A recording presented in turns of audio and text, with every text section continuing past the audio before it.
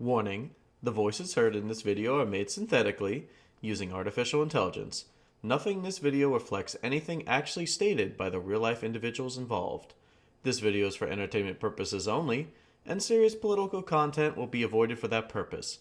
Enjoy! Welcome to the wonderful world of wide hip waifus. I'm your woke wingman Biden here to wrap some wayward souls into the Veilguard. Joe has our rook looking like Mr. Burns, so you already know how today's episode is going to go. Eat a dick. Just for that, I'm going to show as much Harding content as possible today. You were already going to do that, genius. Jesus Christ, did someone leave the toilet seat up today or something? Why are you two bickering this hard? You're right, Barry. In honor of Ice Noel, the eternal waifu proclamation, I will try to get along with the big back hater over here.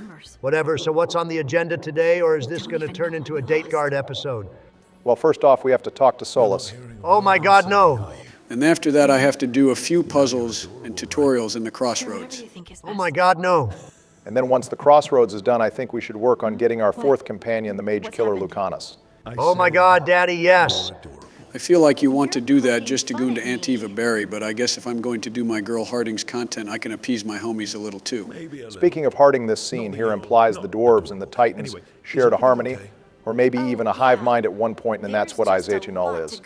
This implies a sort of symbiotic relationship between the two, where each being was receiving what they needed. Hopefully this story ends better than Venom 3 then. Although I will say I am glad to finally have dwarf lore given by a companion that isn't Varric for once. Even if the dwarf companion we get is the simple scout, having the dwarves getting more love finally is absolute cinema. Yeah, ever since BioWare added those gosh darn new age Kunari things just haven't been the same for the dwarves. I doubt it was the Kunari, the lack of dwarf lore. It was more attributed to Jennifer Hepler leaving in 2013, so they had to find a new writer and take a new direction for dwarf lore with the Descent DLC, which we are seeing continued now finally. That probably explains why we have only heard of Orzammar in brief passing, since Origins, BioWare fumbled one of their best writers, and they were scrambling to piece the base dwarven puzzle back together. Although I will say the story of the Titans has been one of the few lore mysteries besides our Lord and Savior Sandel that I'm actually interested in. Well, to be fair, we will never truly know if BioWare fumbled Hepler or Hepler left due to personal reasons. The general consensus based on interviews is that after Inquisitions launched, the environment around BioWare rapidly changed for the worse, and most of the original team couldn't recognize their own workplace anymore. But hey, that's just a theory. Don't you goddamn say it, Barack. I already have to deal with Joe playing today. Well, hopefully the base dwarfs make a return here. Anyway, now that I showed off my riz to the wide hip queen, let's go decorate our bedroom, shall we? All right, but there better be a Coke button option, as well as a Mommy Morrigan body pillow. If we lose out on decorating our entire keep with a theme like an Inquisition, we should at least get to have a Veilguard goon cave. Well, the customization options aren't as varied, but the base still feels somewhat like our own in our squads. All of these decorations are different depending on our race class and origin, which is great for role-playing immersion. It's a huge story positive here. Are you making a checklist now, Barry? Considering the mixed reception of Veilguard overall, I find it important to keep a more detailed log now on both sides.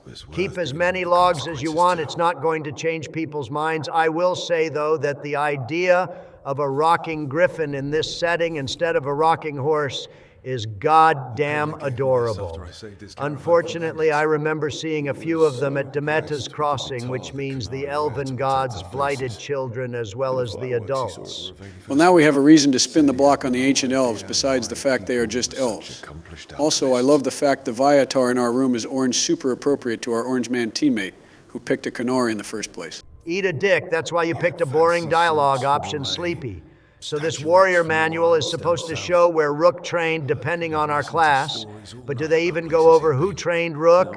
Or is it assumed to be whatever background origin we picked trained us? All roads point to the faction we picked training us, but that does leave a few plot holes. For example, if we are a mage, did we live in the circle before our faction? For roleplay reasons, I would have certainly preferred to know. I agree, I need to know more about my boy Rook here. Also, this might be controversial, but it feels weird how close Varric and Rook are. We have virtually no idea how long they have known each other, and it feels more like Rook is reflecting our feelings as the player more than the other way around, if that makes sense. They wanted Varric to be our mentor, but it does feel a little self-inserty like that's true.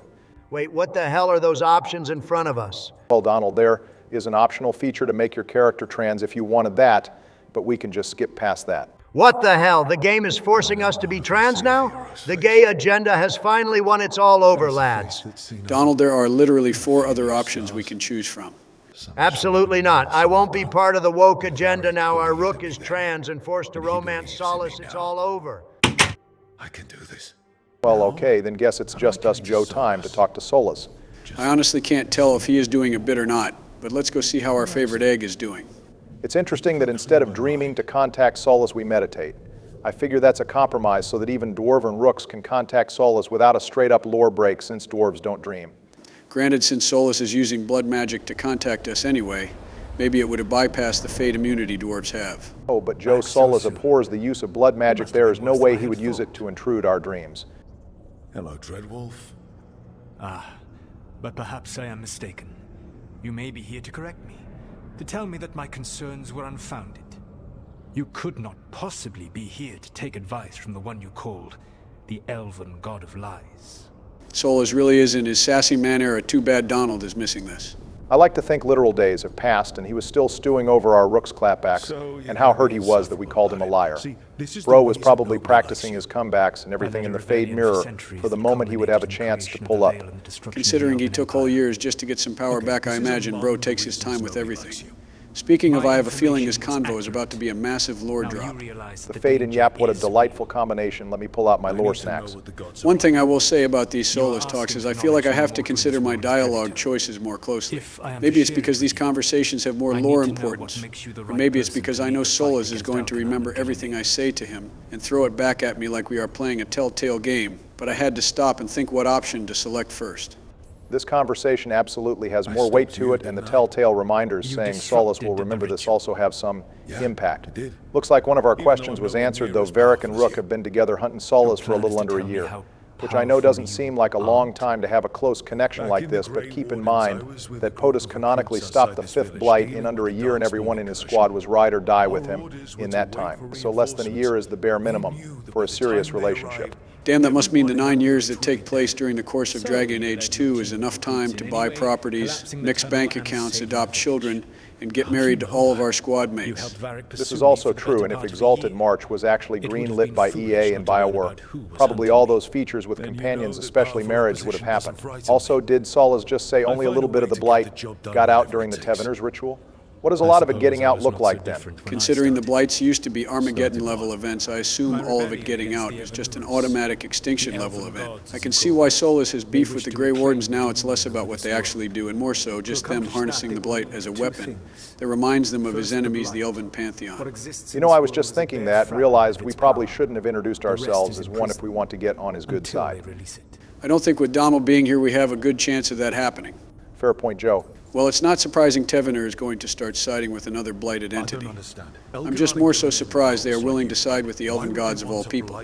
Don't they typically deny the whole pantheon and favor blood sacrificing the elves instead? Well, there is a reason for that, which gets into spoiler territory, but if you are this far in the series, it's time we talk about it. The elven gods are going to bring back the archdemons and control them, and since the Venatori worship the old gods, they could view the elven gods as a way to regain the lost glory of the Empire. I also think they are following the elven gods out of desperation for an ounce of power and relevance. The Inquisition clapped these guys up hard and killed their savior Corypheus. I genuinely believe they were just scrambling for some edge to gain more control in Tevener, and the blighted gods delivered.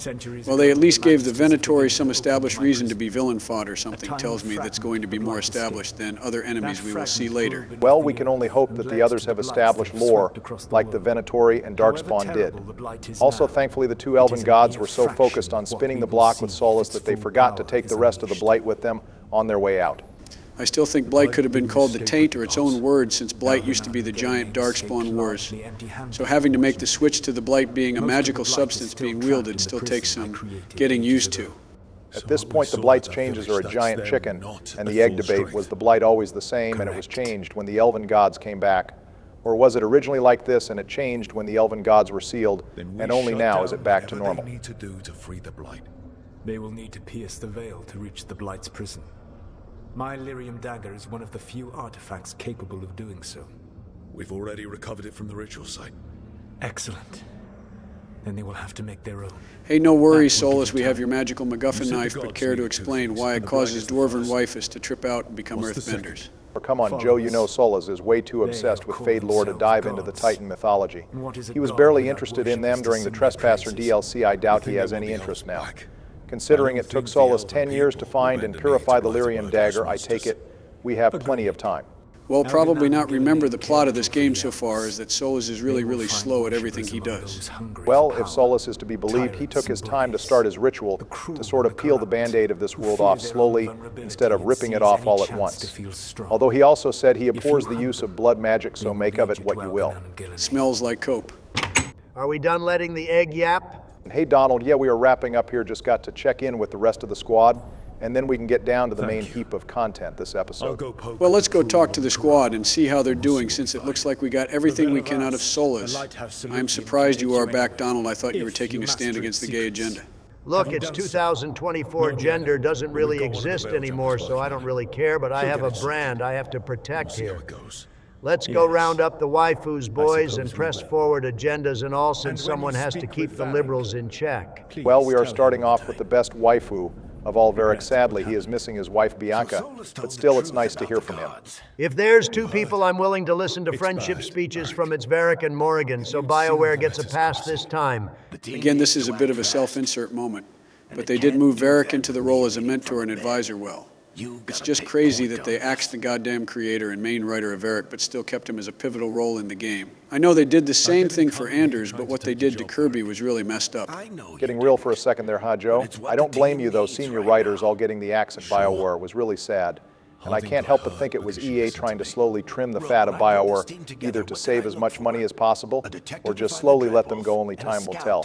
Either way, I'm an optimist, but even I'm stressed at the trend we are seeing here. Yeah, I'm sad Veilguard didn't make it to the Game of the Year nominations. It only got one nomination for accessibility, which it didn't even win. I don't think the game tanked, but it certainly didn't meet expectations, and I wonder how BioWare makes its next steps into Mass Effect 5 going forward. How will this affect the Prime Radiance universe? You mean I'm sure that's what our viewers really care about. Given the BioWare trends so far, I can make a few guesses. Dragon Age Inquisition took the criticism about repeating maps to heart and made giant open-world areas to explore, and now with Veilguard, they wanted to stop the slog of the Hinterlands open-world segments and get right into the story with more streamlined segments. Whatever problems BioWare deems the biggest issue with Andromeda and Veilguard will likely affect the final product of Mass Effect 5. That's kind of a massive laundry list of issues in both of these games' cases, though, Barry.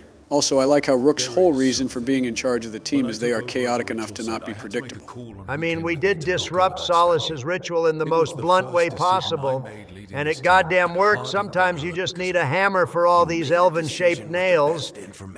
I still think we can try to put on the charm sometimes. Just because we are in the upper height of a 6-foot-tall giant doesn't mean we have to solve every fight by punching people. Although I guess I can't stop you from going full barbarian mode during your sessions, Donald. Also, we have to hammer in the theme of regret a little bit harder here, with Rook being hung up about Demeda's crossing and Harding being hurt. I mean, I'm still stressed out about Harding being hurt myself.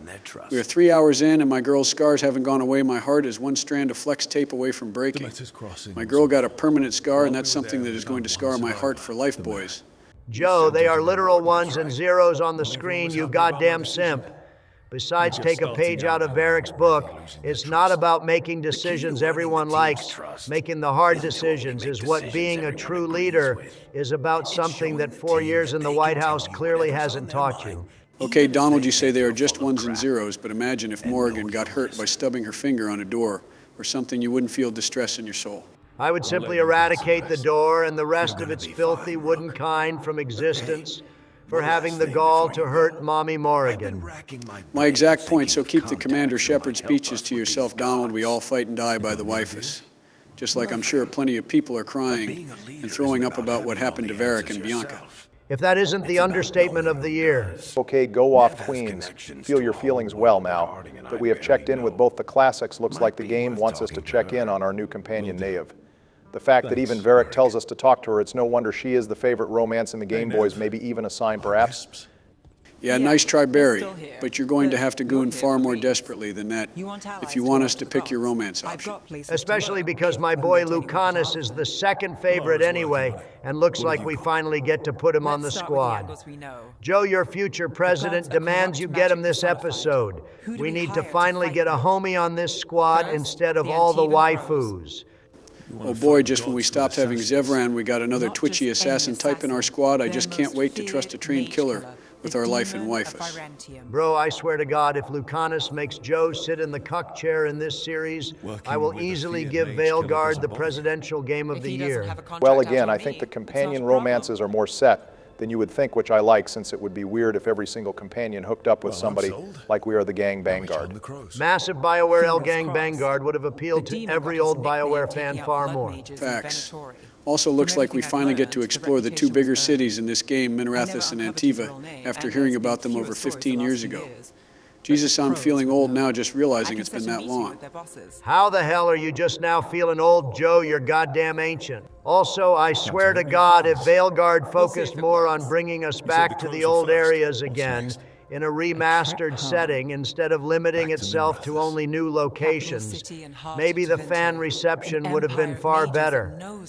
Everything has changed, and it's hard to feel attached to any of these new places the way I felt attached to Skyhold and Orzammar. Careful, Donald, your age is showing I agree it was a bold choice to only do new areas, but I wouldn't say the new directions and environments is what annoyed most people.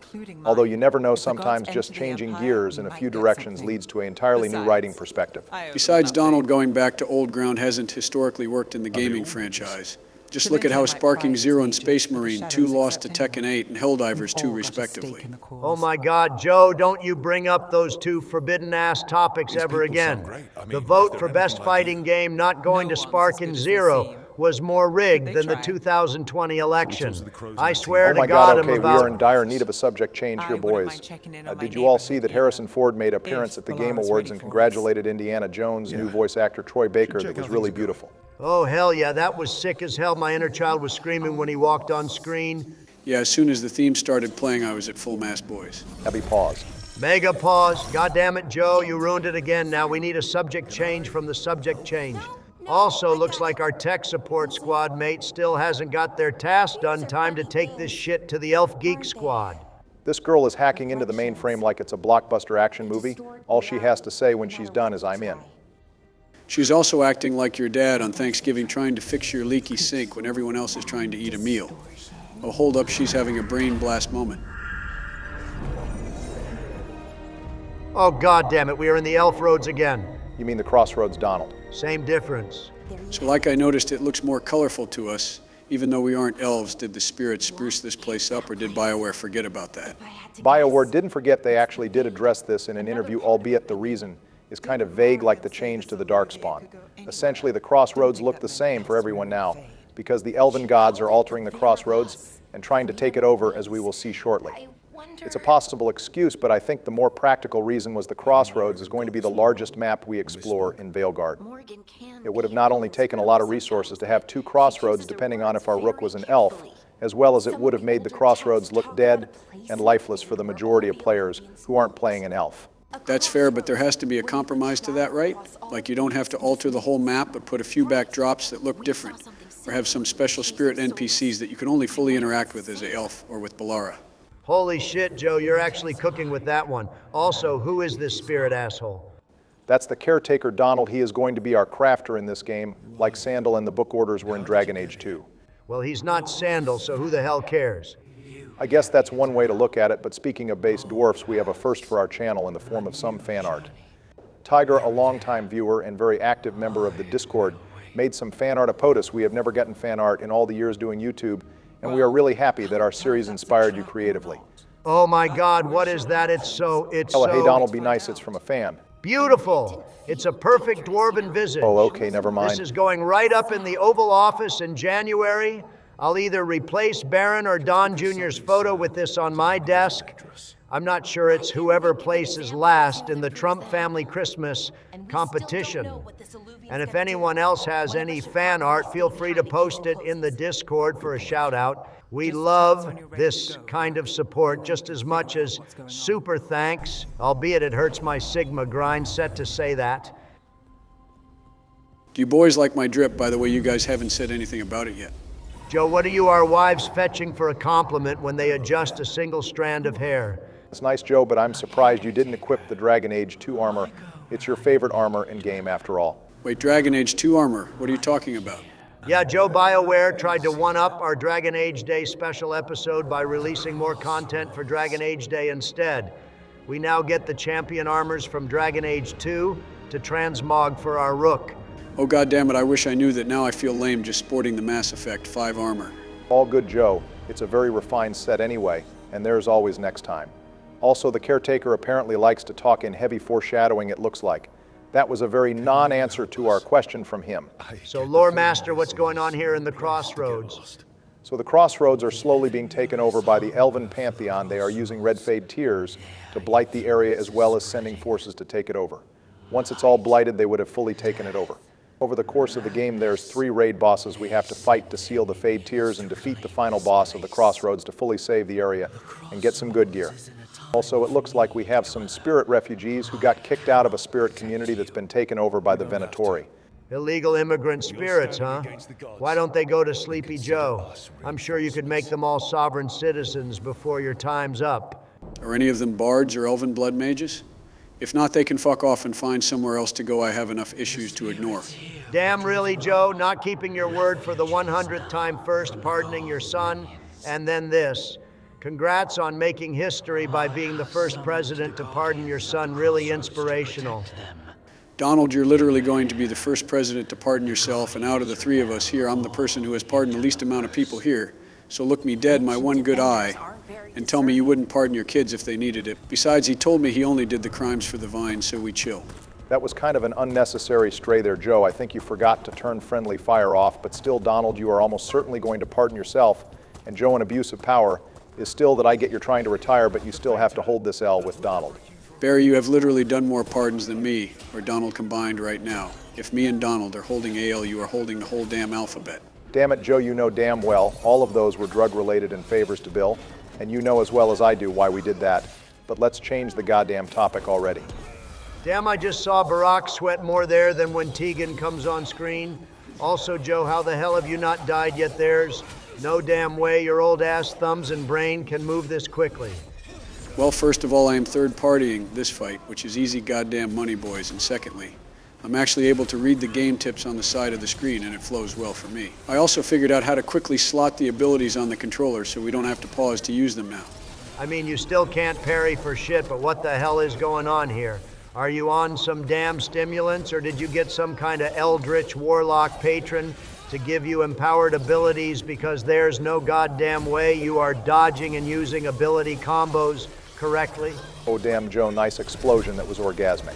Thanks, Barry and Donald. Is it really so hard to believe that I'm even a little bit competent at this game? It's really not that hard.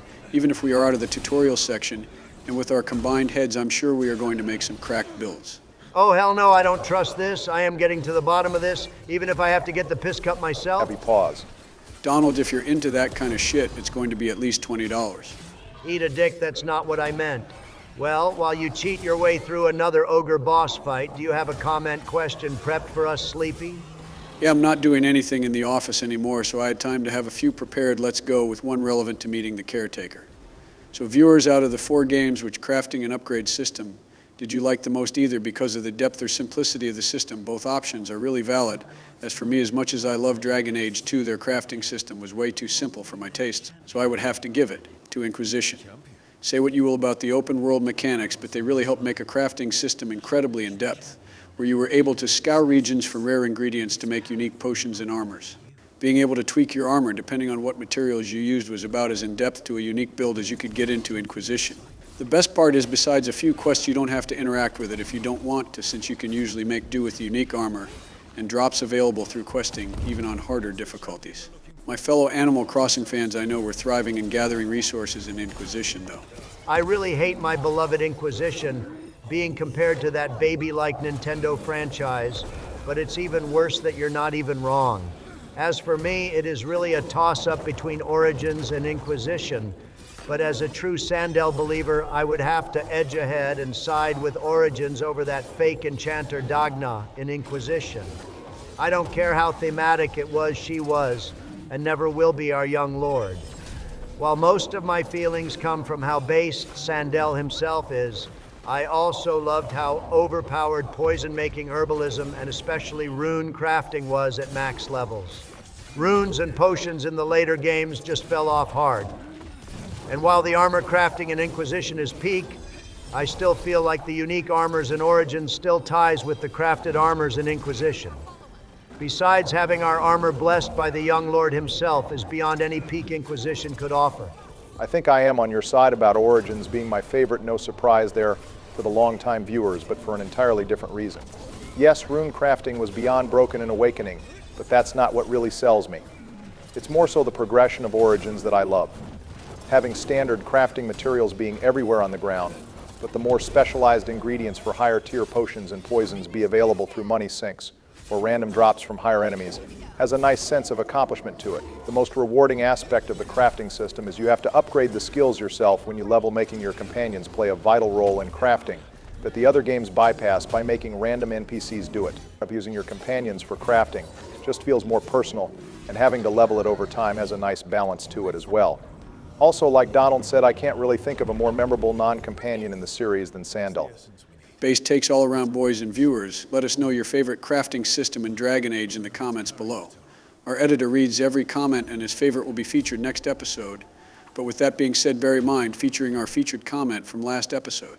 Poor thing, Joe, our featured comment comes from Dragon Mark, who sided with my choice of the Disciples and even went farther with the possibility of having sentient Darkspawn in the future games, or possibly even a sentient Darkspawn companion, which is a crazy idea that I would have loved to see as, like the Dragon Age version of a Legion companion.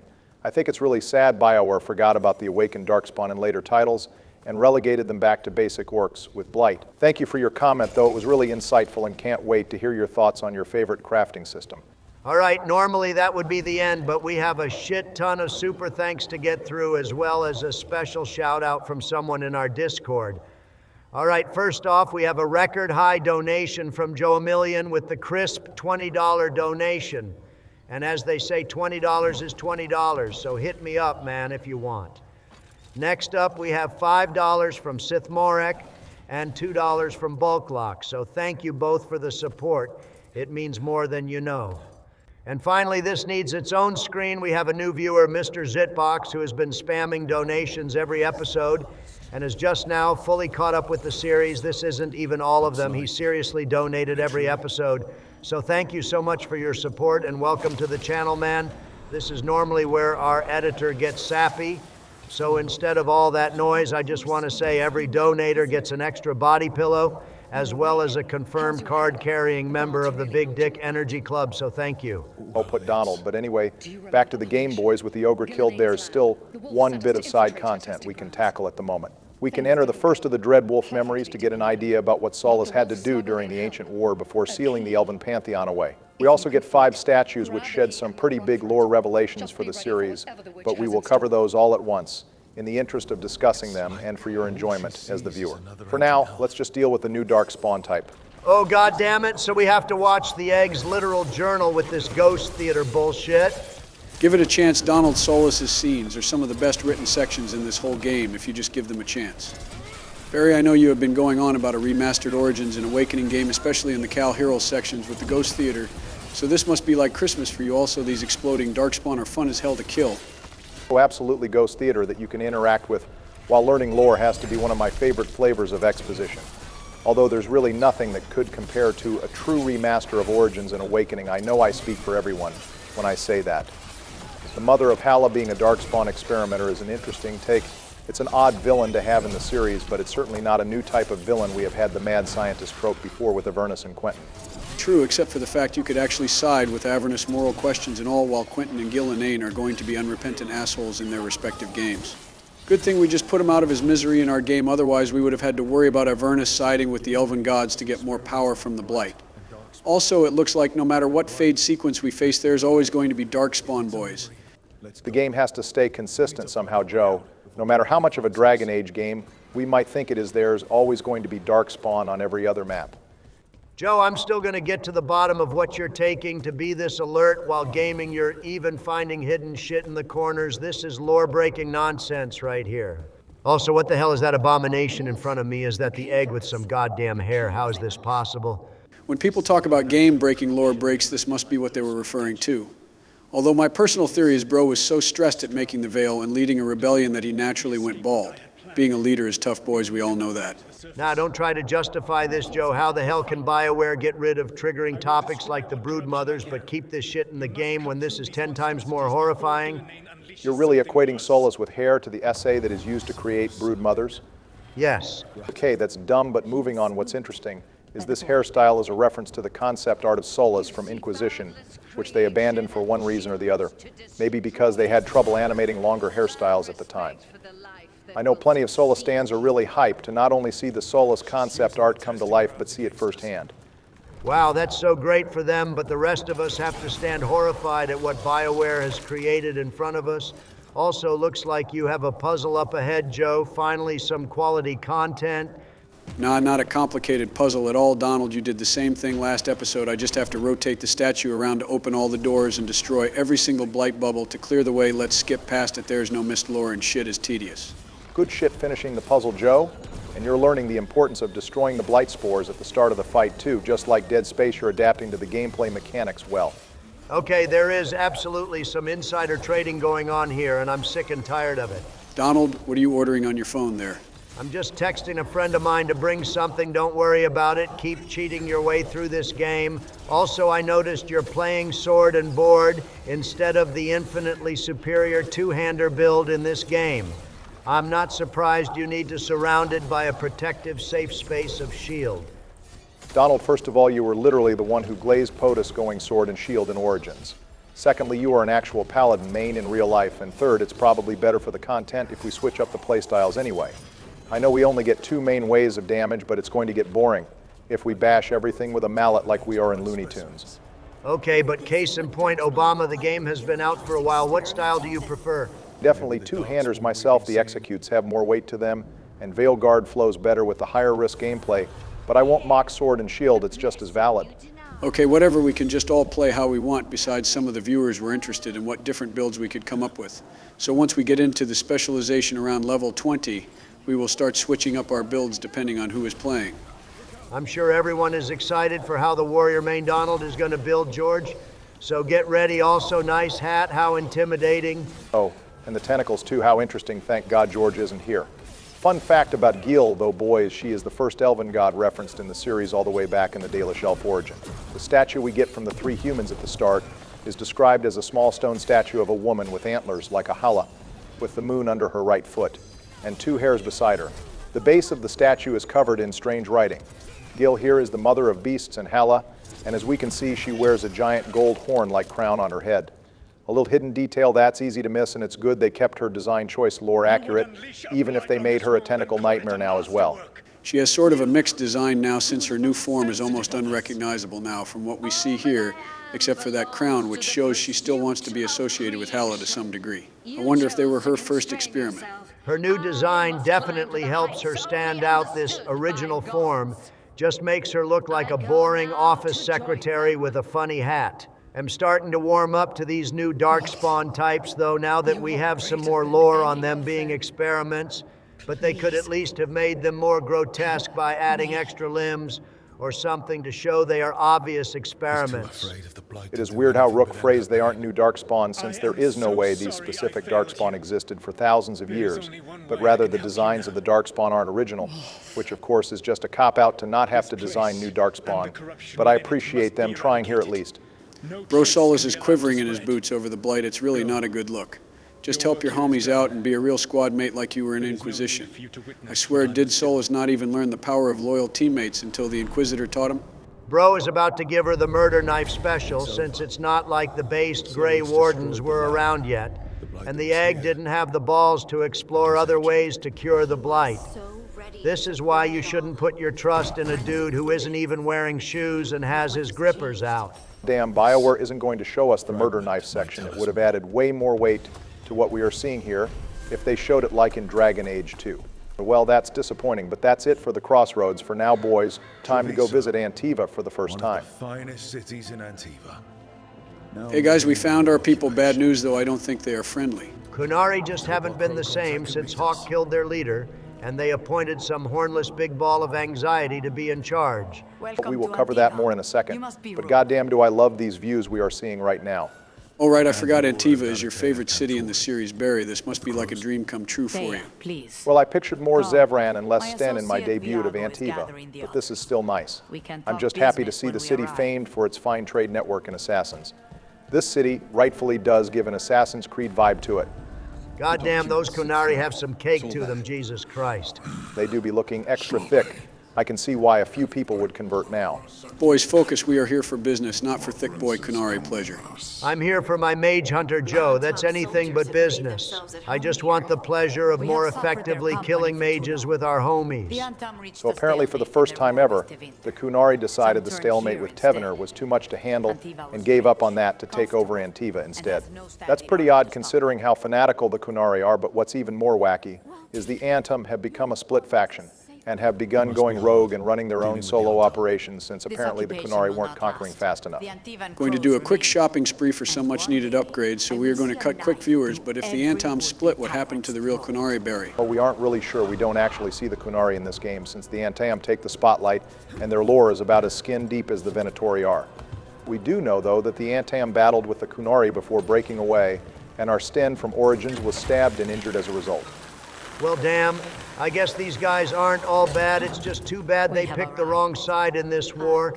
It's unfortunate the Kunari aren't a faction in this game, despite us being so far north. I was really hoping to side with them against Tevinter and finally curb stomp the mages once and for all. I still think Tevinter would have been the better choice. The Kunari have just historically been the bigger problem Tevinter can at least be reasoned with. They'll take Joe. Honestly, they have both been historically a massive problem. I can't really compare who is the definitive worst, but Tevinter does have slaves, so I'm partial to side with the Kunari myself. Anyways, now that we are sitting down with the leader of the Crows, how would you guys like some lore on our favorite assassin company? Does it end with Zevran getting killed? Go off, Queen.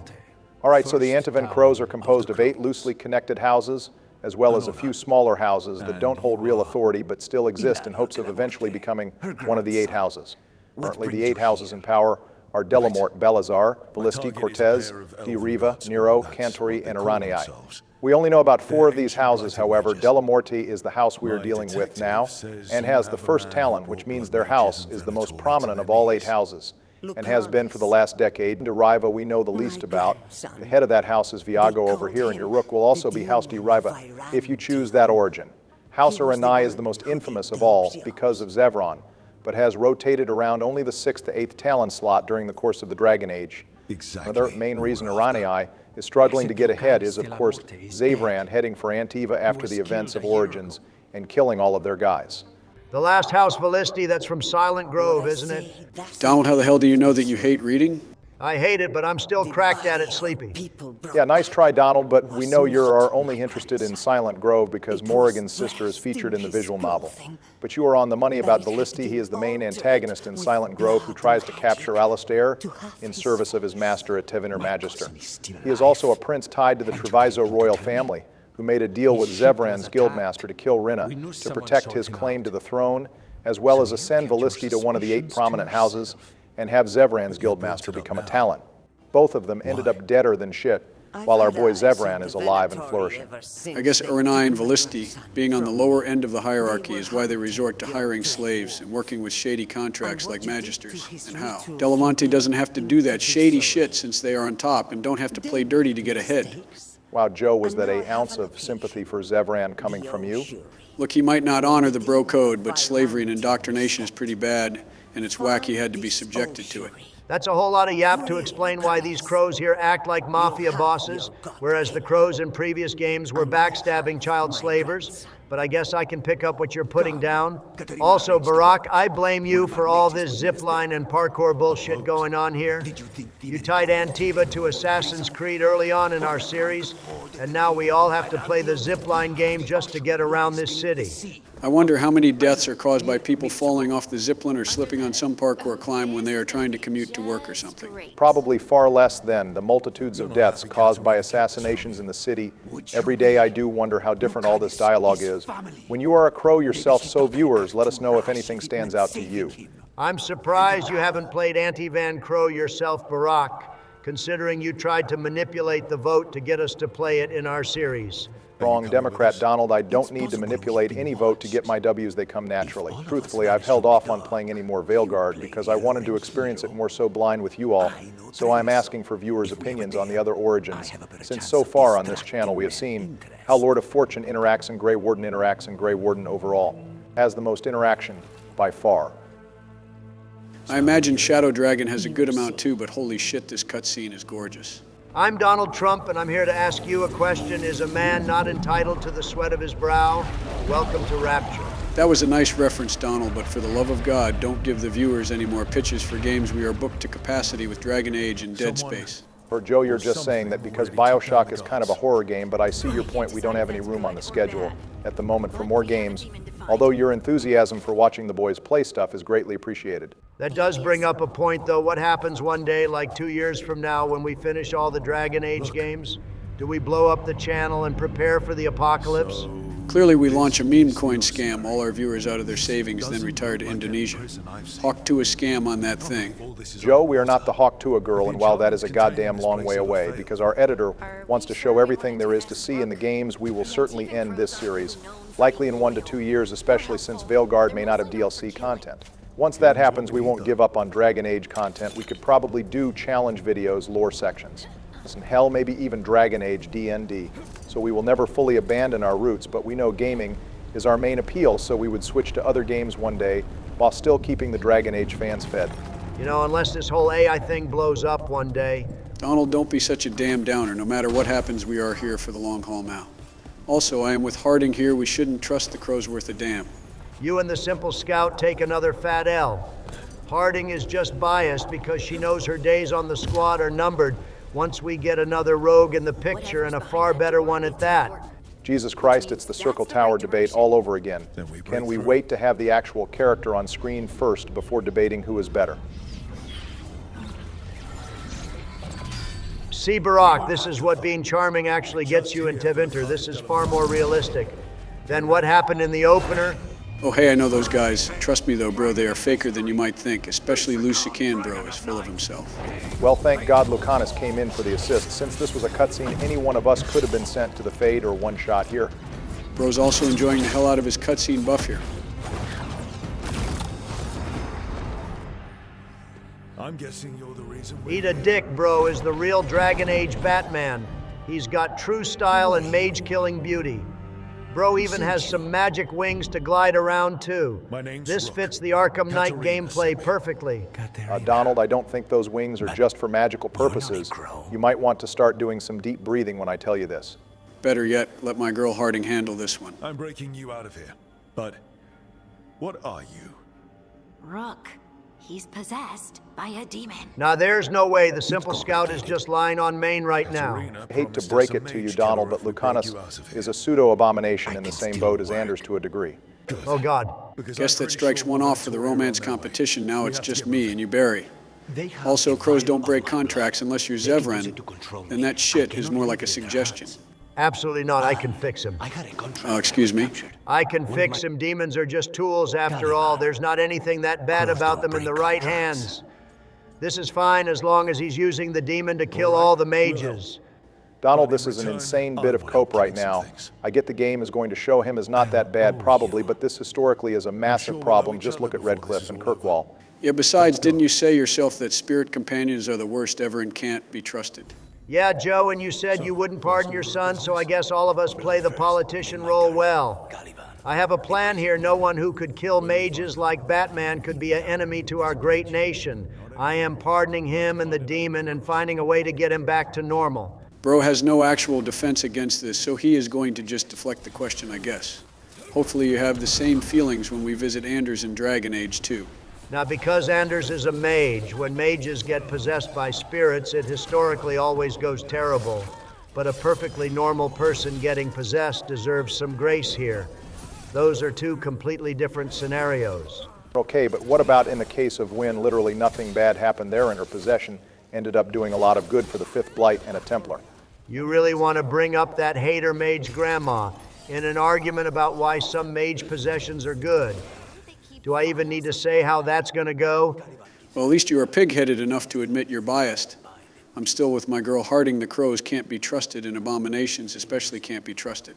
Okay, Sleepy, if you can't trust the glorious goat Lucanis, then that means you can't trust Anders either, and we should kick him out of our party in Dragon Age 2 and murder knife him when the time comes.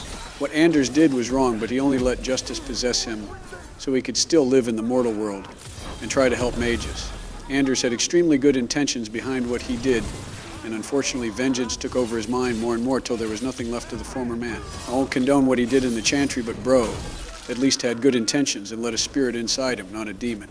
Cope harder. Lucanis seems more well-adjusted than Anders any day of the week. Donald, it's been like 3 minutes. We absolutely cannot say that with any sort of certainty. This has been a nice moral debate, but I think we can all agree that possessions cause nothing but problems unless you're a massively spirit-sensitive mage like Wynne. Wynne is just too lame to have something interesting about her, like a spirit controlling her actions or anything. Mage Grandma deserves better than that, Donald. Plenty of people love Wynne, and she has a solid place in the Origin cast, even if her personal quest is long and tedious as hell. Well, here we have our overworld ability for Lucanis. He can pull out objects from the Fade to parkour around. It's probably one of the least used of the abilities, but sometimes they pull out some really unique stone designs. The game really said, let's give the Assassin's Creed companion more ways to parkour around the map. Bro, you play the most Mario games out of any of us. How do you hate platforming this damn much? He's just beefing with Lucanis to start something well now that we have a boss up ahead. How about we go into some lore on Lucanis himself to ease the tension here? Oh, hell yes, Daddy. That's fine. Donald can goon out to the lore on his husbando while I focus on kicking more Venatori ass. Well, Lucanis was given the title Demon after the Wigmaker job detailed in Tevinter Nights. He killed a prominent Venatori blood mage known as Forfex, as well as 40 other guests who became infected with demons by Forfex trying to stop Lucanis from killing him. Because of the high body count, this was too large to cover up, and Lucanis had newfound infamy among the Venatori, earning him the title. One of Forfex's close Venatori associates, Zara, took interest in Lucanis following his murder and observed him for months before making her move and capturing him.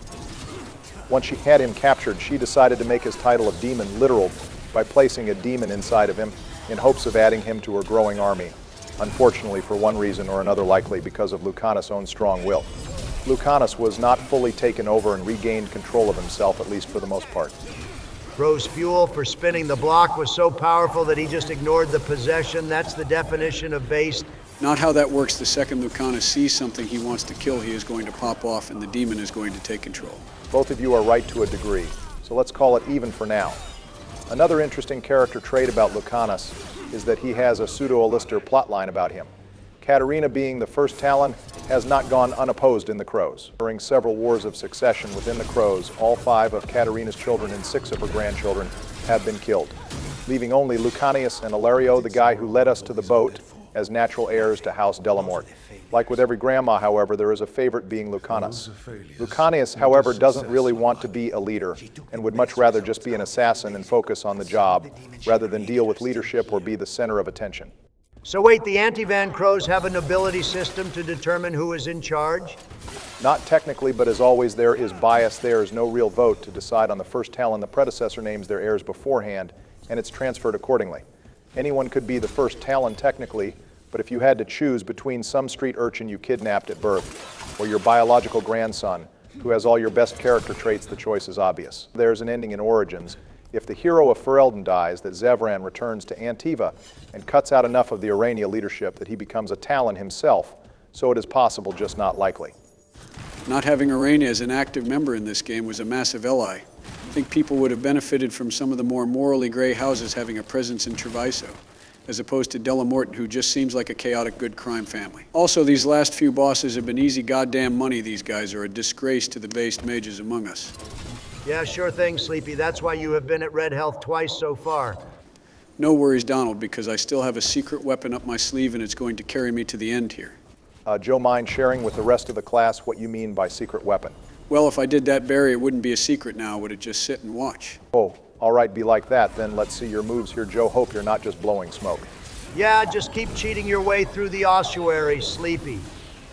I'm just ordering something completely irrelevant to what's going on here. Don't mind me. Okay, that wasn't ominous at all or anything. Anyway, these shield assholes are really annoying. They deal no damage. I know you're supposed to do heavy attacks to bounce them around, but they are still so slow to kill time to ult these assholes. For their tank enemies, That's kind of why they are there, Joe. Also, the undead changed the rules from previous games for future reference, since that's what these skeletons are. Undead are resistant to fire and weak to necrotic damage, as opposed to being weak to fire and immune to nature damage in the first couple of games. I like this more because it pays homage to the Zombie Survival Guide by Max Brooks. In the book, he says you shouldn't use fire on zombies, because then you just have a zombie that's on fire, which amplifies the problem. Thanks, Book Bama. This means Lucanis is ideal for killing these guys since most of his damage is necrotic. Just call my guy the Zombie Slayer and put him on the left 4 dead squad already. So after I collect this chest around the corner, I have to scoot around the corner here to grab the extra loot on the side here. Who needs a search button when you are a natural item finder, boys? Okay, even I'm starting to get sus. Now, Joe, what the hell is going on? You were never this observant before. I'm just cooking berry. Oh, thank God someone called Bill in here so we can get another sequel to the gangbang song. This massive horde of spirits is sure to give you your first death. I'm about to call you 221 pilots because you're about to say, even when I doubt you, I'm no good without you, Joe. I don't have to fight these guys, I just have to Kunari kick these guys off the ledges and they all die. Other than that, I just block dodge and play the waiting game. First wicket, now 21 pilots. Donald, I'm beginning to think you are right. Joe's mind is on constant bard mode. I'm always right, Barack and Jesus Christ. You are shaming our ancestors, as well as George's ancestors. Joe, this is some coward shit going on. Our descendants didn't make this country great by taking the easy way out and kicking our enemies off the ledge. We finished our food the old-fashioned way. Actually, Donald, guerrilla strategies have been a staple in our armies since its founding and have led to several Oh my God, don't become a history nerd as well, Obama. My point is, we are a warrior. We should be ending our enemies honorably, not with cheap-ass tactics. Donald, a win is a win. You should know that better than anyone the way you play Sparking Zero. Killing with ledges is like winning a ranked game with instant sparking SSJ Forgo Jada. Sure, you won, but you're a low-skill bitch, and I guarantee you would never accept a rematch either. I mean, using the environment is the closest thing to strategy Veilguard gets as opposed to Origins, where placement and tactics matter. So I am all for it, Joe. Good shit. Thanks, Barry. Not that it matters now, but what are these Fade Ghost assholes weak to? I think weaknesses are going to be very important later on, because the level scaling is already going crazy. Yeah, the mid-game before we get full build is going to start to creep up on us and kick our ass if we aren't careful here, so I will cover the weaknesses when available. Fade creatures are weak to frost, interestingly enough, and resistant to necrotic damage. Normally you would associate spirits with the cold, but that's not the case here. Great, that leaves the ice waifu being the best thing to kill the Fade Ghost, but of course Sleepy brought the simple scout instead. Massive skill issue. Yeah, but Harding is best girl, so you already know I'm going to bring her. Besides, she's probably the most cautious of the 3 early companions in terms of trusting Lucanis, Nev, and Balara, are more so just fascinated about the implication of a non-mage abomination. You're such a goddamn simp, Joe. But now that I think about it, demons possess inanimate objects and animals all the time, too. Like that's what the Lady of the Forest and Sylvans are. A non-mage abomination isn't that rare, is it? For good catch, Donald, even Tranquil can be possessed. It would just take another mage or a magical artifact to make that happen. Everything is at risk of possession, but mages are the ideal target because they are the ones most often tapping into the Fade, and mages make much better hosts for demons, since a demon can greatly amplify the mage's magical powers, as opposed to the physical powers of a normal dude. I assume after this mission we can talk to the squad a bit, and we can do our first bit of companion quests with my girl Harding. This is going to be an extra long one, which I'm sure the viewers will love. All right, I can be a man of the people here and give the viewers an extra long episode, but is this going to be a trend? Because we were usually more organized about our Origins episodes, runtime. Yet Veilguard is a dialogue-heavy game, and unlike Origins, we aren't as familiar with it, so we can't plan our stopping points quite as well. Why are there elven statues here? This is supposed to be a Tevinter base. Either Solace donated his leftover statues for his ritual to Tevinter, or they ran out of budget and had to start reusing assets. Either way, I demand answers. It's bugging me now. Considering there's no codex about these statues or companion comments, I think it's safe to say they just needed to reuse assets. But besides this portion here, I have to say that these areas have been very visually impressive, much more so than any other map in Veilguard so far, but I'm ready to be proven wrong. I think we can put a confirmed pin on reused assets because this fish tank background here is the same exact one that was in our room earlier too. Anyways, time to solve this crystal puzzle. I already got the solution down, boys. While I appreciate the goblin energy of breaking all the barrels, Joe, pray tell, how the hell are you able to solve this that quickly? Yeah, I seem to recall you having another puzzle solution earlier, Joe. What was the reason for that again? Oh well, the warden buff just makes me extra alert and attuned to the puzzle-solving aspects of this game. I guess you could say I am truly built different now. Uh-huh, Barack, are you buying this? I've known Joe a long time, and while you don't give him enough credit, Donald, he has been far more alert than what could be considered a normal average. That's what I thought. Hold still, Sleepy. Aha! What's in your damn suit pocket, Sleepy? What the hell is this, a goddamn red vibrator? Hello, Joe. Why are you touching my crystal again already? Wait, what the hell, Joe, is that Solus? Oh shit, you're not Joe, are you? This fucker has been using the egg this entire episode. I knew you were cheating. Donald, how the hell did you even find my crystal? What the hell is the beeping thing? I had Elon develop a magic detector. Why the hell do you think I let him have a job in the White House? It's so he can invent cool shit like this for me.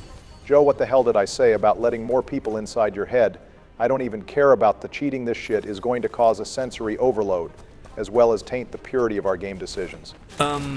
If I could have a world in, I assure you I was merely offering tactical advice, not directly controlling. Shut the hell up, you egg-shaped AI bitch. This doesn't involve you. I don't know, I feel pretty involved. That's it, into the Trump briefcase you go. Wait! If you don't listen to my warnings, this series will end in possible catastrophe, and the fate of your world will... Donald, do you just carry a gold briefcase around with you?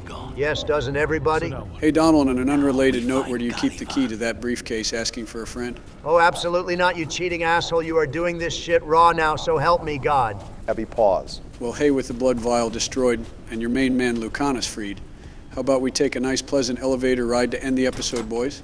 Absolutely not, Joe. You have one more boss to kill, and now you have to do it without your little egg-cheating device to help you. To quote a line that never gets old, final boss time, Joe, let's see it. Roll mechanics, don't fail me now. After so long in this pit, I barely remember. So this is the final boss of this mission, bro. Looks like Alucard from the Castlevania anime. You're not wrong, I can see it, though it's probably because of the hair and cape. His outfit and hair look pretty ridiculous, but you can't say the man doesn't have style. I like how this dude is having a dramatic crash out, and we are just talking around him instead of talking directly to him. You know, I get that's just the movie one-liner Lucanis has picked, but maybe that is the Crow mantra, and it explains why the Crows were stupid enough to keep throwing themselves at POTUS, despite getting continuously clapped up and losing all their guys. Yeah, BioWare really wanted to give these guys some kind of win, so they made the Crows steal our sword vigilance off screen, and then gave us a demon assassin hybrid to boot. Oh shit, boys, this dude is spamming double team strategies. Fight is about to be the longest stall-out game ever. Good shit, deflecting one of the bolts back, though. Joe, you can keep timing those perfectly. This fight will be easy money regardless of the cheap clone strategy. See, now this is more appropriate to the Sleepy Joe gameplay. You're getting hit-miss timing rolls and occasionally pulling something out of your ass. That's more like it for the content. Eat a dick, Donald. I will not be the first person to die in this run. I have this Dracula-looking asshole right where I want him. All he can do is dodge me and throw his balls in my face, which I expertly send back at him. Phrasing, please. I'm just noticing this dude really just has goddamn shadow clones at his disposal. They die in one hit, too. Other than that, he's just a normal T-Vinner mage, isn't he? Yeah, the two main things that set him apart from a normal mage are the shadow clones and the multiple orbs, because he summons more than a normal T-Vinner. Just use Lucanis to take down his barrier and toss him around with crowd control when you can. Yeah, that sounds great, Barry, except for the fact that this dude had a goddamn Pokemon up his sleeve in addition to the goddamn double team spam. Well, it's Pride Demon time, Joe. I took one out episode 1, so now it's your turn, it looks like. That's not a fair comparison. You had Varric with you, who's like max level, whereas I'm like level 8. I have to side with Joe here. Varric has 2 games of companion experience and the Godslayer Bianca on his side. But because it's Joe complaining about it, all I can say is that sounds like a skill issue, Sleepy. Damn thanks, Donald. I really appreciate your sense of team spirit. I will remember this. The next time you have to challenge a mage hideout.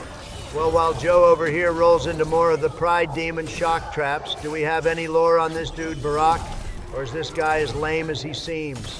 Well, no lore on him really, other than the few notes we read scattered around the ossuary. He is essentially the Venatori version of middle management, since he is just Zara's apprentice. He has more or less been failing every experiment that Zara tasked him with, and he's been failing to get Lucanis under control or killed after months of having him trapped here.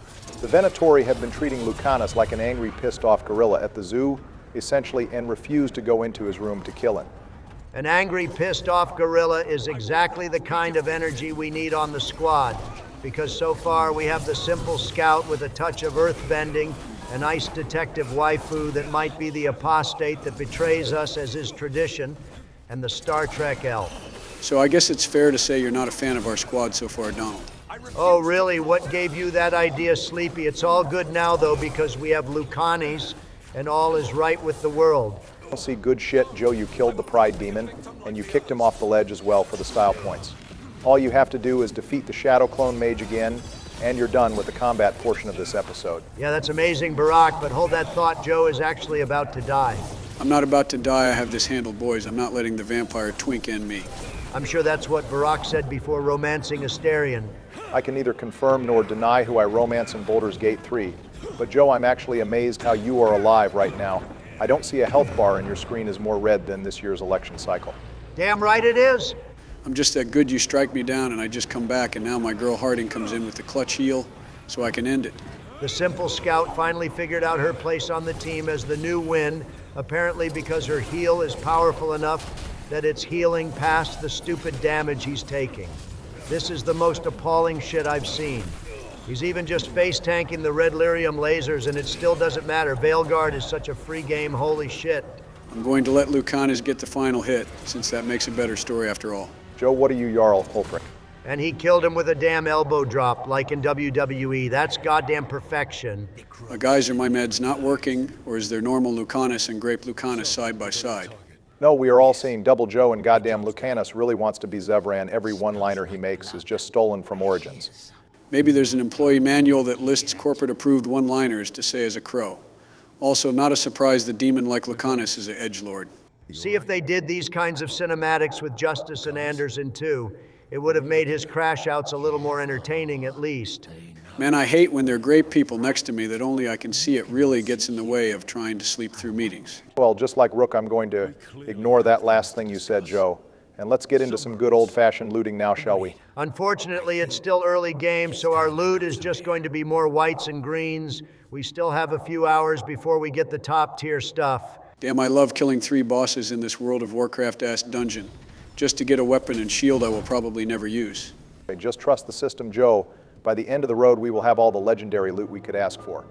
Also, quick question, how did we escape the ossuary? That seems like an important detail we just skipped past. Maybe we just swam up back to the boat? We were below the ocean enough that large sea creatures were around us. I'm pretty sure the water pressure would end us if we swam up too fast. Nah, I'd win. You can't win past hydrostatic pressure. Barry, it's a video game. Just enjoy the cool-ass water base. And try not to overthink everything. This isn't a massive lore deal. And for all we know, we had a magical way to rise to the top. You're home. Sarah. Her people got this close? The woman who runs the prison. The Venatori witch who captured me. Revenge for the breakout, maybe. Where's Katerina? Damn, why is everyone acting like someone died? This shit is more tense than my war room briefings. That's because the first Talon is dead. That seems kind of bad. Well, as long as we don't have some low gain like Prick trying to self-insert himself into the crow power vacuum, I am sure we will be just fine. That sounds like some pretty heavy foreshadowing, but hey, at least we got our 4th companion finally. We're more than halfway through the companion list. We still don't have a warrior. The game really said you don't need tanks or anything, right? Also, Rook feels kind of out of place in this scene. This is a family grieving moment. Our boy just wants to be included. Besides, how else are we going to get our next faction on our side if we aren't here for the setup? I guess that's fair still emotionally. If my boss that I was close to just died, I would rather only have people who knew her to be here, not some random client we just met today. You know the Antim and Venatori teaming up to Dumpster on Antiva has to be some book talk enemies to lovers plotline going on. I get the Elven gods are behind this, but that's a duo I would never have thought to see in all my years. Well, maybe Sten not disapproving of siding with the Tevener slaver. In the alienage was a sign of something greater. I'll bring him back in one piece. The One Piece is real. Okay, well, while we are hearing the drums of liberation, Looks like we are getting plenty of setup to the Antiva Personal Quests 2, which is dealing with the clusterfuck of enemies trying to invade Antiva. Gangbang of enemies aside, this is a decent way to set up Lucanis' motivation, as well as our new ally, the Crows. I don't know how good these side quests are going to be, but they absolutely have more weight to them than the random amount of Inquisition side content. Yeah, besides, we have to set up our companion's personal quest. While we are here too, it's all about the narrative efficiency. And speaking of, we have another Varric storybook sequence. Oh damn, it's been a while, and this is far and beyond my favorite thing about Veilguard No Contest. Even if they are on the nose as hell with setting up the companion quests, I don't mind how they do it with the visual novel intros, because they are just at peak. Free at last.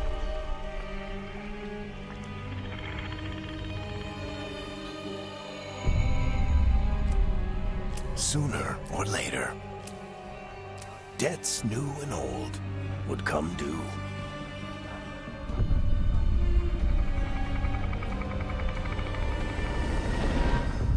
And they would all be paid in blood. They're the same thing. Mostly, kind of. Except one will manipulate you, or kill you. Well, after the based Varric narration, it's time for the Mass Effect 2 style post-mission debrief. Well, Donald, do you consider this a proper post-squad debrief now that we have 4 people here? It's definitely getting better now, boys. Also, Neve has a point with the Redcliffe idea. Why can't we just grab a bunch of lyrium and enter his dreams to kill the demon like we did with Connor? Yeah, cool idea. And who has the couple of thousands of gold we need for the massive amount of lyrium that takes? God damn it, I forgot all of you are poor. Does that dialogue option really say, we have finally confirmed Gen Z in the gaming scene, boys, welcome to the future? Mom picked me up, the future is scary. Spite is over here having a massive crash out. This must be what our viewers feel like when they suggest a random-ass game idea for us to play. Donald, please don't insult our viewers. We seriously appreciate all your suggestions. Now they know what they came for, Barack. Also, Joe, you better pick the flirt option for my boy Lucanis. We have to start this romance off, right? Why would I do that? You didn't flirt with Harding for me, so why should I help you again? The hell do you mean again? I've never had anyone help me get what I want in my entire life. I did it all solo. I think he means the fact he got the golden mirror for you in Orzammar when you forgot about it, Donald. Oh, what am I supposed to just bend over ass first for you, Sleepy, because you did one nice thing for me? Maybe I will be nice to Meryl if you're lucky, but it's every man for himself in Veilguard, believe me. Also, Barack, do you just keep a tab on all the lore we do in our series, not just Dragon Age? Yep, I have a separate set of flashcards for stuff we did, though our viewers help a lot with that. Have you seen how many views our movies are getting now? They might be more aware of our lore than even me or our editor. I mean, yes, if you have rewatched all 3 movies on their own, you are based as hell. But secondly, Jesus Christ, Barack, just when I thought you couldn't be more acoustic, you pull this shit out and surprise me. It really shouldn't be a surprise at this point. Donald Barry probably has notes on everything we do, even how often each of us gets bricked up while playing. Facts. No, not goddamn facts. Why would I keep track of those stats? An even better question. How would I keep track of those stats? You just got to feel the vibes, Barry. That's what being a true homie's about. Oh, God damn it. Why did we go from our husbando Lucanis to the Star Trek elf? My disappointment is immeasurable and my day is ruined. This is literally from peak to pit, boys. Every companion deserves some of our attention, Donald. Just give her a chance.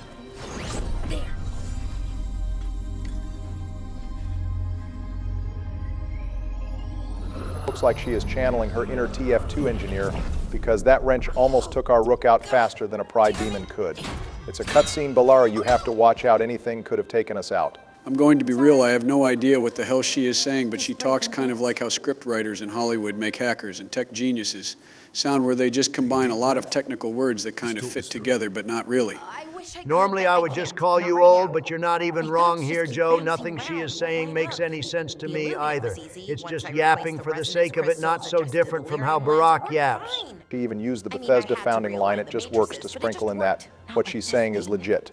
Even if she's talking a lot of nonsense, there are still hints of a relatable character here. I For one, definitely know what it's like to be in work mode and not able to shift gears until I finish a task, and I'm terrible with my free time as well.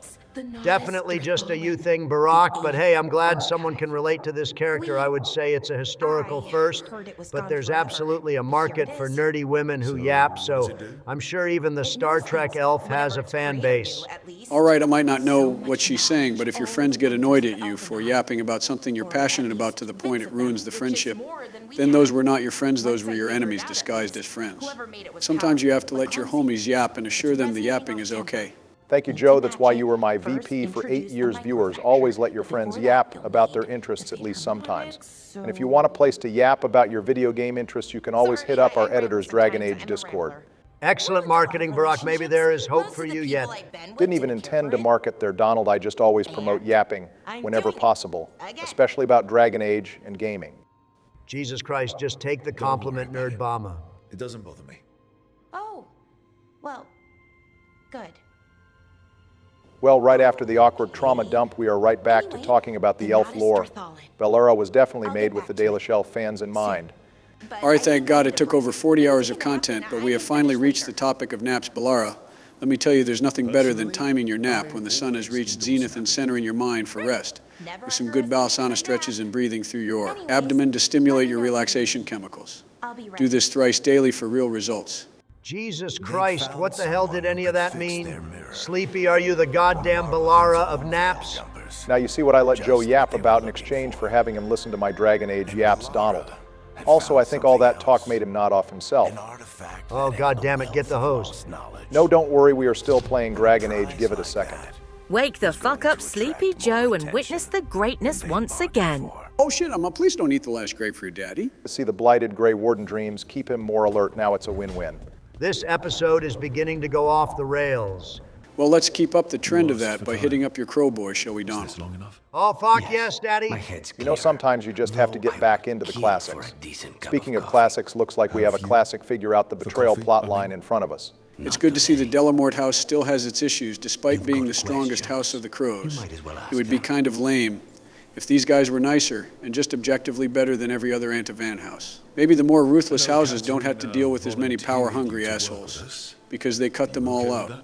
I know you had your beef with Zebra and Sleepy, but you can't say they didn't train him to follow orders and not betray his master, at least until POTUS gave him an offer he can't refuse.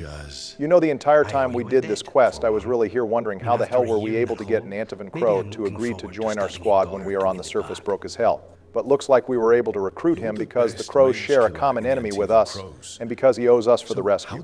I was kind of confused when they called us a client at the beginning, but it didn't look like we had paid anyone or even had the funds to pay anyone. I'm glad friendship is an accepted currency among Assassin's Rook, really. It's just like every other Dragon Age protagonist, we don't need money or power to convince people to work with us. We just need style and a winning smile. Well, except for the Inquisitor, they straight up pay half the people on the list to work for him. And the other half are like the Fade Egg or the Ghost who don't need money. Also, goddamn, I love this guy already. All he wants to do is kill shit and get paid. That's the definition of a grind. I know we keep harping on this topic, but Lucanis in Spite really is a rebrand of the Justice and Anders plotline, but with a demon this time. There's slight differences. It's not a one-for-one, but the same general premise of there is a Fade creature inside me, and I'm trying to keep them in control so they don't change me holds true. That's not good. Let's just make sure we keep Lucanis away from any and all chantries, shall we? Too late, I'm already buying my boy Celepetre and some Drakestone. We're gonna have a little model building session later, just the two of us. Donald, there is no way in hell you actually remembered the 2 ingredients for the Justice quest, just because it applies to your new crush. You really think that? Well, you would be entirely right for one, Sleepy, because I looked it up like 1 minute ago after Barack made the comparison. Okay, this is actually bugging me because they keep harping on this. When did we get the idea that only mages can be abominations? Other than a few mages and Templars saying this in Origins, other beings that are not mages getting possessed has been a thing both in the main series games in Dragon Age 2 and in the side stories like Asunder. Lucanis being possessed is just rare at best. It's not a unique situation. Dan Barry, calm down. I get it's a lore break, but I think the writers just wanted to establish that what is going on isn't the most common. Okay, but they can do that by saying it one time, not 3 times, is my point, Joe. God damn it now. My blood pressure is raised. Wait, that's it for Lucanis? I need more? He's the most based person of the bunch. I can't go back to the waifus. Well, too bad, because it's time for my training session/date with Harding. God damn it, I can't believe we went from the second best rogue in the series to the simple scout.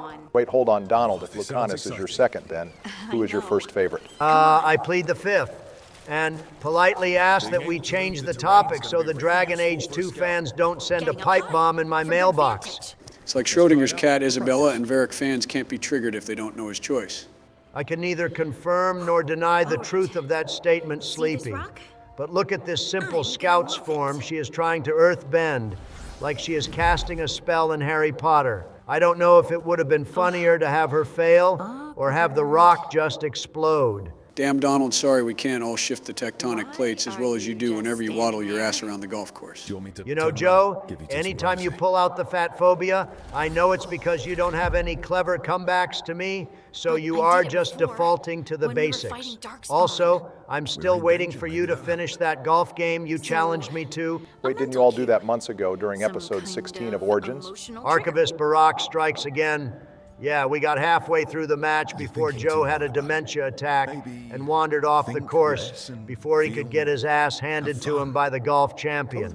More like I got 2 eagles on hole 3 and 8, and all of a sudden Donald is having a heart attack and has to postpone the game for the day. Bro couldn't handle the pressure of the 1 versus 1, I guess.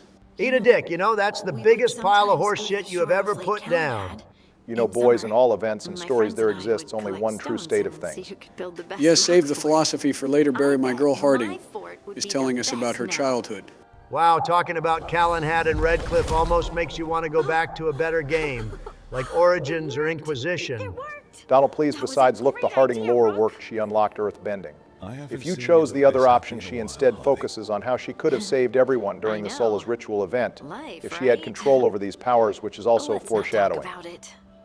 I just want to enjoy the moment. Being around you makes me feel lighter. Check out my Riz boys. Joe, I have seen better Riz from 5-year-olds on the playground. That was pathetic. Well, a win is a win, I suppose, but also do you watch a lot of 5-year-olds on the playground? Eat a dick. I have a lot of kids and even more grandkids. What do I look like, Joe? Thanks. Are you blushing? No. I mean, her hair is so red like the roses and probably smells like Strawberry Ice Cream Boy's God, what I wouldn't do for 4D Dragon Age. Goddamn, he's so engrossed in the Harding date that I think he has zoned out of the conversation, Donald. You know, I wasn't going to say it, but this is basically a companion date more so than a companion quest. Well, you are kind of right there. It is date-like, but there is lore to these quests, as you can see, however, so they are not just filler dates. It's more like a companion camp conversation that you can move around and explore while engaging with them. It's sort of like putting Subway Surfers underneath a TV show on TikTok. Hold up, Donald, lore yap incoming. Bliss in oneness. A voice, a chorus. What? I don't know. That was a whole lot of rambling and nothing else, but considering she's hearing voices in her head, I have to admit she is more perfect for Joe than I previously thought. He does gravitate towards redheads who have visions and voices, this is true. Also, goddamn even more parkour nonsense. This is triggering me. I can't believe Black Myth and Shadow of Erdtree lost Game of the Year to Astrobot. Hey, don't shit on Astrobot. It's a joyful love note to the PlayStation franchise and a chill game. Oh, of course, the Mario lover comes back to Meat Ride, baby's first platformer. Of course. Joe Astrobot has a third of the content of Black Myth and Erdtree, and it's a damn PlayStation exclusive. Not surprising, though, since Sony keeps bribing the judges for Game of the Year. Astrobot is just the most blatant because there's no story, only nostalgia. Donald Erdtree is a DLC that only half of all the players can play, and Wukong fell off hard. The gameplay was fun, but it didn't have anything that kept most players hooked. Astrobot is a beautiful game that you can get lost in and just relax while playing. It's not Baldur's Gate 3, but don't undersell it. Okay, ladies, calm down. I admit Erdtree should have been in its own category, even if it's more of an expansion than a regular DLC. I think add-ons to games need their own category. Overall, I think this year's Game Awards were far more mid than last year's not as many hype trailers and not as many games I was personally invested in got their praise. However, there was just as much seething and vitriol that reminds me of all the Spider-Man fans when Baldur's Gate 3 won last year. I saw plenty of live reactors bashing Astrobot while admitting they never even played the game themselves. Hell, I saw some people who had played none of the games up for Game of the Year, but still thought Erdtree should win, just because it was part of Elden Ring. This isn't to tell you all what to like or dislike, but at least give a game an honest chance. Before bashing at Astrobot wasn't my personal favorite, but I can tell a lot of love went into the game, all the same. That's a lot of yap, Obama, just to say everything is mid right now and we should go back to the classics. Jesus Christ, Donald, just peep this platforming and watch me save little Timmy here from the well after I get my bag up first. Well, at least we can all agree on that, and you haven't completely lost it, Sleepy.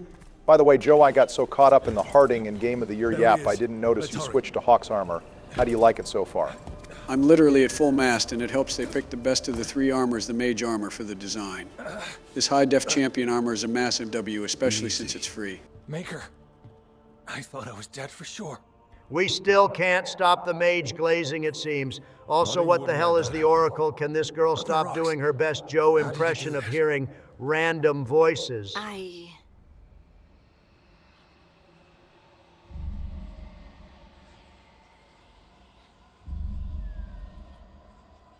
Harding? Do you hear that? Hear what? Sister, I feel you, touched by the ancients as I was. Oh, you're going to like this one, Donald. She says she is also one with the stone. Do you know anyone else who was touched by the Titans? Wait, oh shit, Valta is part of the Titan hive mind now? Thank God I honestly figured BioWare straight up forgot about her. They didn't forget her, but she is far different from when we met her in Descent. We don't actually see her physical form in this game, so we don't know if she's still deep underground or if she's become an actual stone oracle. We will just have to see later. Well, with the random dude saved and the Harding date over, it's about time we wrap up and pass it over to Barack for next time. Well, next time we have Joe playing Dead Space, but the next time we touch down in Veilguard, it will be my turn. So we will take a brief stop in Minrathous before we recruit our next companion, the Warden Devren. Sounds good, Barry, and viewers. Thank you all for watching. Don't forget to leave your question on what crafting system you enjoyed the most in the Dragon Age series. If you want to talk about Dragon Age or more BioWare content, we have a Discord filled with plenty of base BioWare and Dragon Age fans. We also have an exciting announcement. We have joined the AI Force One Discord and joined a based group of other President's creators like Game Producer 6, Broadway CJ 97, and more. The server is trying to reach 1,000 members, so join if you want President's content across the multiverse. Next episode, I'll be braving the Dead Space remake again, so make sure you're subscribed, but for now, stay safe, Biden out.